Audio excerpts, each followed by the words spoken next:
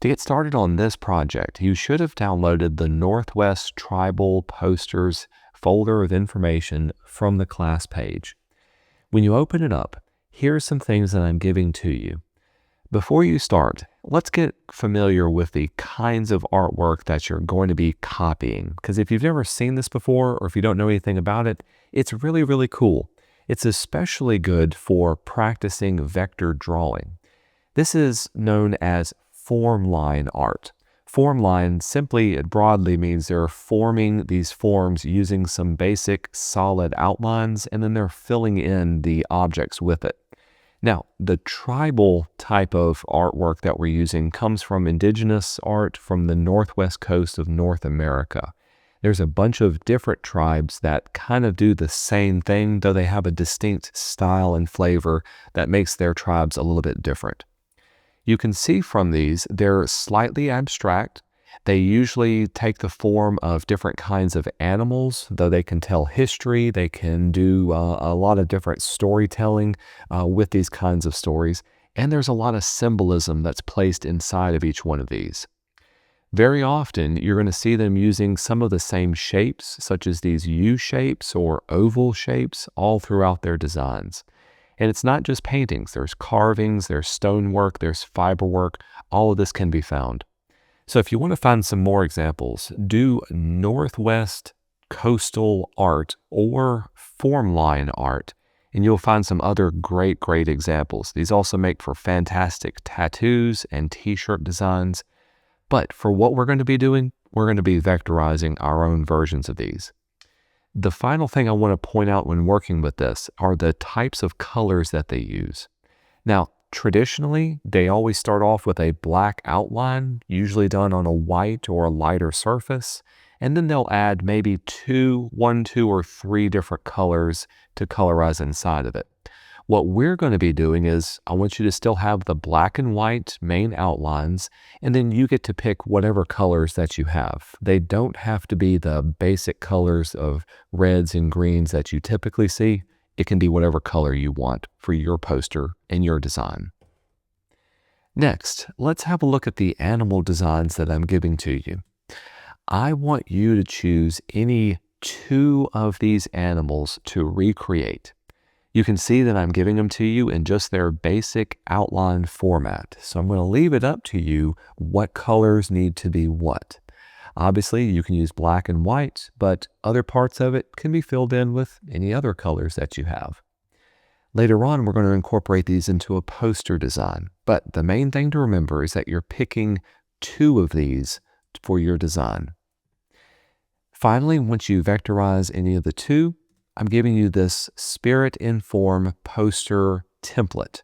This template already has the text, it has a basic little outline and everything placed on it, but we want to incorporate the artwork that you've drawn in the middle, and then finally we want to add a colorization to the overall design. Now, since you're doing two different animals, I want you to create a separate version of this poster. Literally, you can make a copy of it, change out the design of the animal, and then also change out the colors. We'll do this part last. So the first part we need to do is to set up a document that we can trace off our animal design. All right, so to get started, let's jump into Illustrator and create a new file. Now, the size of your file really doesn't matter because we're going to be placing an image into there and scaling it down. So we can make it whatever size that we need it to be, as long as it's nice and big enough. I'm just going to work on an 8-inch by 10-inch sized document. And since I'm doing two different illustrations, let's bump up the number of artboards to be 2. As far as bleed and color mode, those really won't matter for what we're doing. We can deal with that when we jump into our template. So I'm going to say create, and here's our 2 documents ready to go. Once these are set up, let's have a look at our layers panel. Right now, our drawing is done in layer 1, but we want to be able to bring in both of those images so that we can trace them off. I'm going to choose this first artboard. Let me center it up here. Let's go up to File and down to Place. And let's bring in one of our posters. So choose your animal design. I'm going to choose this B image to bring it in. And here's a tip.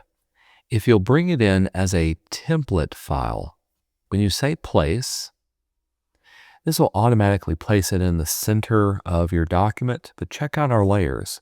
It adds its own little template layer. It is locked down, but it's below whatever drawing layer you're working on. I'm going to unlock that layer and kind of scooch it over and scale it so that it fits nicely inside of my little work area. Once that's done, I can lock it down for now, and let's place another one on this one. I'll make sure my layer 1 is selected. We'll go up to File, down to Place. Let's locate a second design that I want to work on. A lot of these are really good. I kind of like this guy, so I'm going to do the Thunderbird and place him. Now, if you don't choose template once it's finished, that's okay as well. Remember, when you place things, they're going to follow your cursor, and all you got to do is click and drag and place it inside of here. The only difference is, once it's placed, because I had layer 1 selected, it's placed on layer 1. I'm simply going to call this my Thunderbird template. As with the others, I can lock that one down, and I'm going to make a new layer down at the bottom. And this will be my drawing layer for each of the different things that I'm going to create. Now, as you work on these, be aware of how it's structured and what the appropriate tool may be to draw it off. All of the tools that I'm going to be using will be found in the advanced drawing tools. So there's my pen tool, there's the curvature tool if necessary. I've also got my freehand pencil tool and all of the tools that are associated with it. Also, if necessary, feel free to use the scissors, knife, or eraser if you need to erase away things, or use that pen tool with your direct selection tool to clean up any vector points that you're making. Later on, when we start to colorize this, we could easily use our eyedropper tool to drop on things, or you can use the live paint bucket to be able to quickly add things to it. I'm going to zoom in and work on my Thunderbird first. As you work, make sure you're close enough to be able to see things. One thing to note is that you are going to have this large black shape or large major outline. Typically it's black, it doesn't have to be. And then inside of it, you've got all of these other smaller shapes stacked on top of it.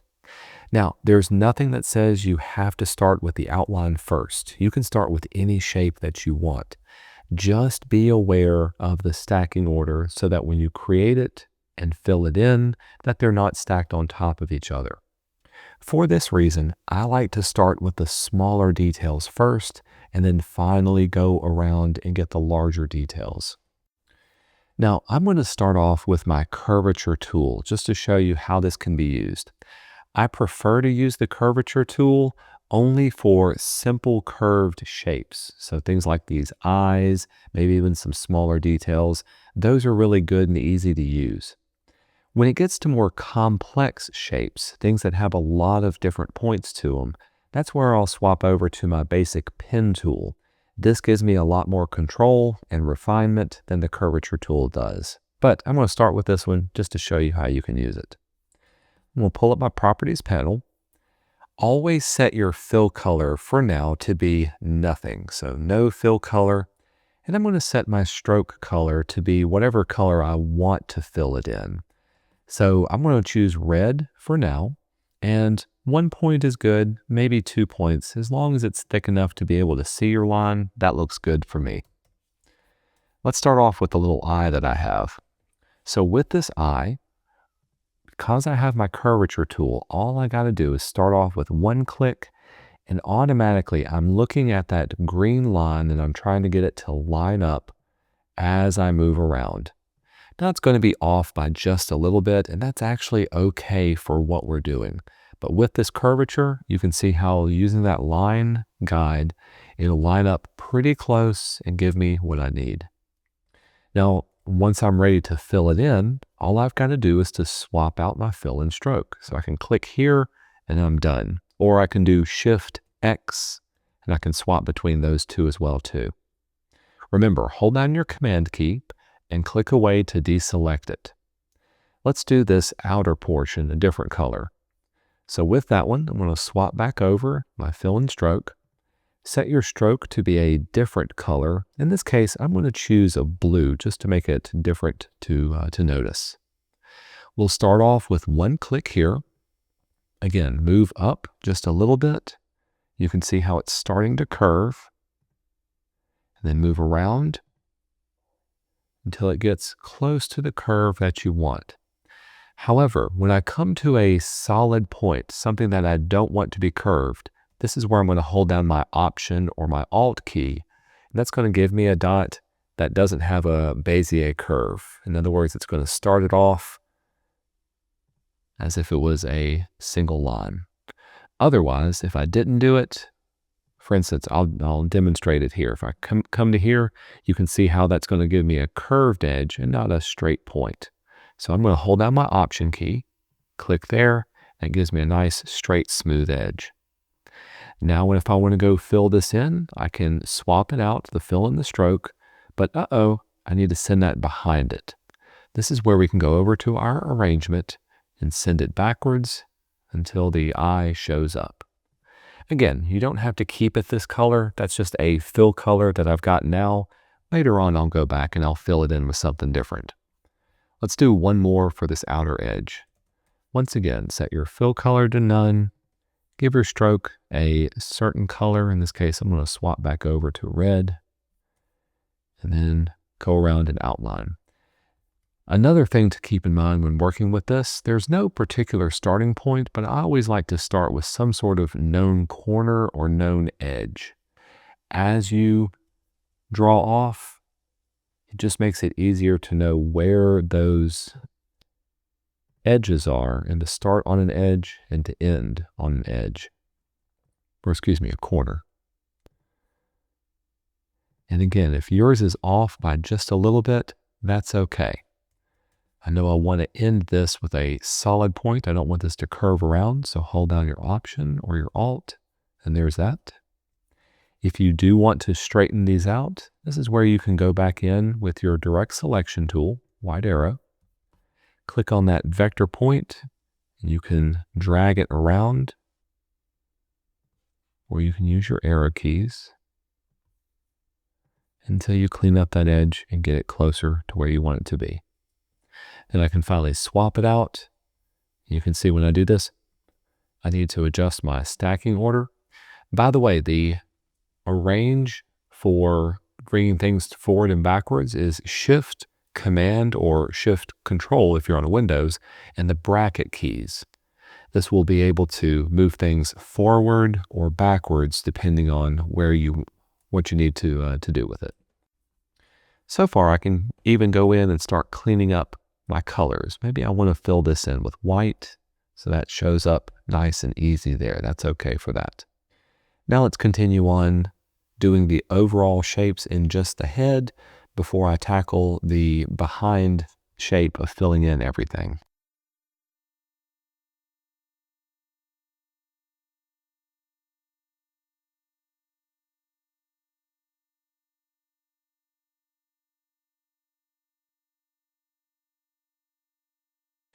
All right, now that I've got the inner parts of just the head finished, I'm going to go ahead and fill in the background of it with a solid black.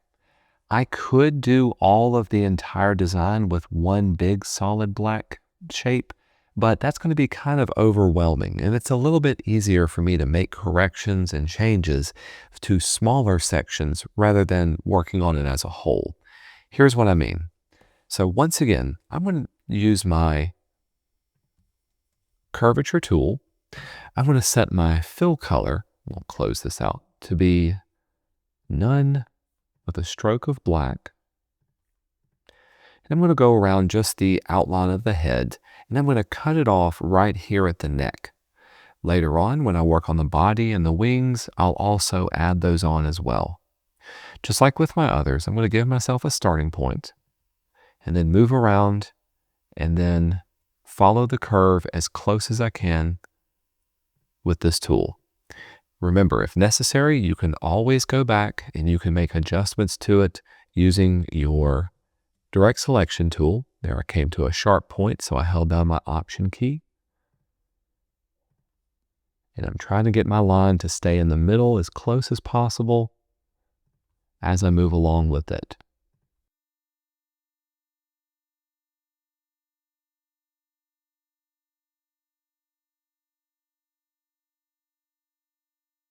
All right, with that done now, I'm going to grab my direct selection tool. You can see where I cut off at the neck area.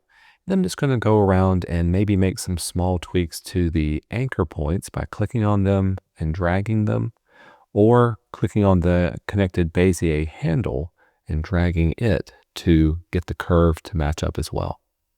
Here's a major one that was off that I really didn't like. So I'm going to drag it down, take it one anchor point at a time. And then remember, if it's off by just a smidge, it's not going to really matter. We just want to make sure the overall shape is all nice and well looking. Here's one where I did want to add a point to it.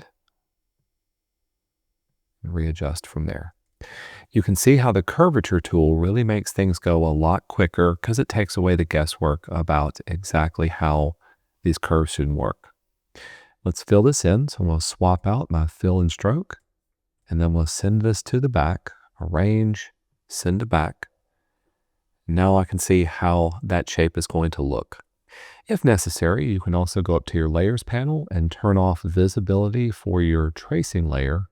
And this will give you an idea of what the overall thing will look without the complexity of the trace behind it. Finally, I can go in and I can tweak some of the colors and add other colors or play around with how everything looks. I'm kind of liking the look and feel of this one. Maybe I'll make this one blue, or later on I'll change it to a different style of blue.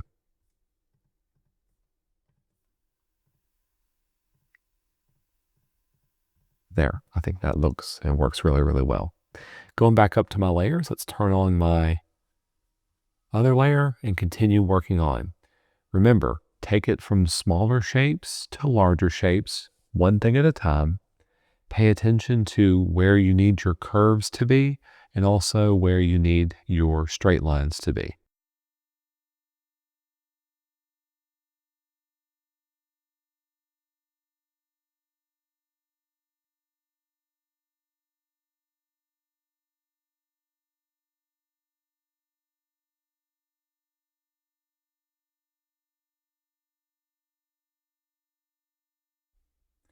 Now with everything done, I can go back in and I can start to tweak the colors. Remember, you don't have to be set with just the colors that you see. At this time, I can go in and I can change things around to make sure everything looks really good. Also at this time, if I need to, I can go in with any of my direct selection tools or any of my other tools, and I can correct any small errors that I may not have noticed as I was starting to draw. If yours is off by a little bit, that's okay. Maybe one thing I'll do here is to open this up and make all of these to be just a solid white. I like the look of that. And I want to go down here and maybe add some more white to the bottom to make those look good. All right, with this one finished, I'm going to do a similar process to this bee. However, one thing I noticed is that everything about this bee is symmetrical. This means I can draw stuff on one side and have it automatically flipped over here to the other side. This unit, we learned a couple of different methods for transforming by either reflecting things or by using the object and the repeat option where we can repeat it mirrored. Either option would work. Also for this one, rather than using just the curvature tool, I'm going to practice using the pen tool and show you some things to think about when working with it. So when you're ready, I'm going to zoom in. When working with the pen tool, just like with the other tool, set your fill color to be none and your stroke color to be something that's nice and noticeable. Again, I'm going to start with just a solid outline of red, and I'm going to work from the topmost to the bottom, or the smallest to the largest area. Whatever works best for you, you can also do. Again, zoom in. With the pen tool, start with one click and then move along and click and drag. Remember, it's going to give you two Bezier curves, so try to use the extra curve to finish out your line. And then click around, and there I've got that. Shift X will swap out our fill and stroke, and that automatically fills it in for me. Let's do the next line. I'll swap it over to blue, Again, always start off with a single click, then click and drag, and then click and drag to give you that Bezier curve.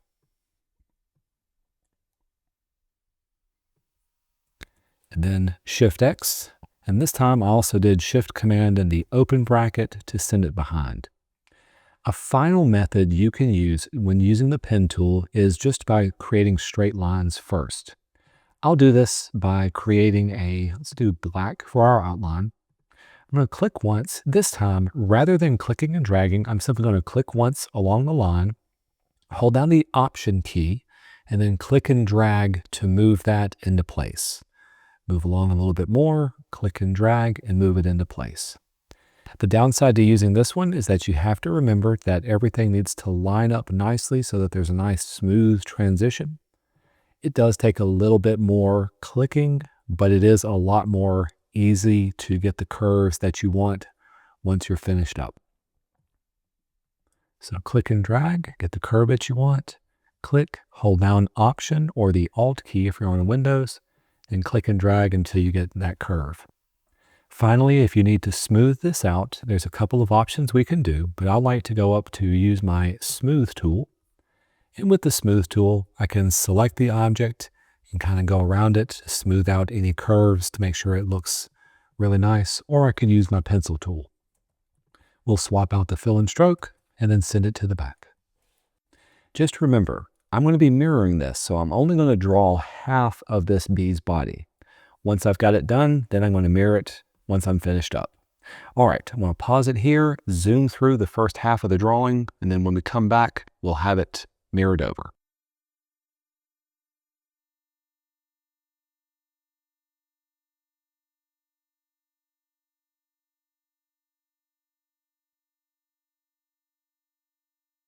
All right, with this done, again, notice that I only did half of the bee, even though there's some parts that maybe I did both sides of it.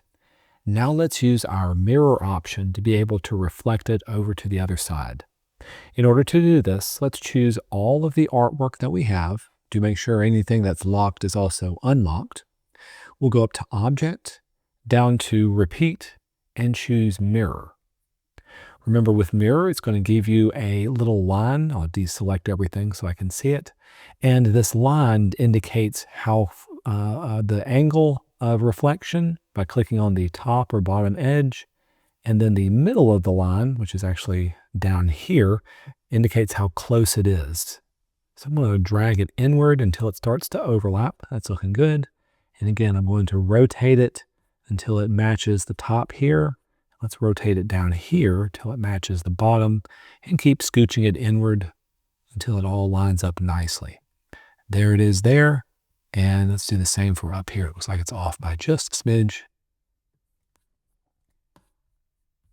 There. Now with this done, we can go out of our isolation mode. There it is there. And we can select our object and we can have it nice and finished up. All right, so now that both of them are finished, I'm going to go up to File and then save my document as it is. In the next step, we're going to take this and bring it into the poster design so that we can tweak the colors and apply a little bit more to the overall final design.